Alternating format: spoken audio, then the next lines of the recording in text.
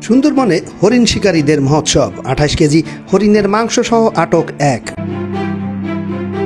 বাগেরহাট জেলা প্রতিনিধি অতনু চৌধুরী রাজুর পাঠানো তথ্যচিত্রে বিস্তারিত।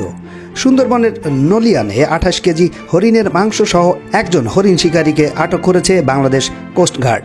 আজ শুক্রবার 14 মার্চ সকালে বাংলাদেশ কোস্টগার্ড সদর দপ্তরের মিডিয়া কর্মকর্তা লেফটেন্যান্ট কমান্ডার মোহাম্মদ সিয়ামুল হক এ তথ্য নিশ্চিত করেন।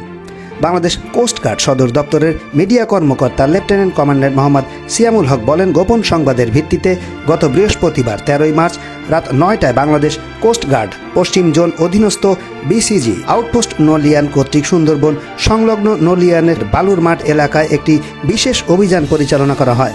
অভিযান পরিচালনাকালে উক্ত এলাকা হতে 28 কেজি হরিণের মাংস সহ একজন হরিণ শিকারীকে আটক করা হয়। আটককৃত হরিণ শিকারীর নাম মোহাম্মদ ইয়াসিন গাজী, বয়স 27, খুলনা জেলার দাকব থানার বাসিন্দা। তিনি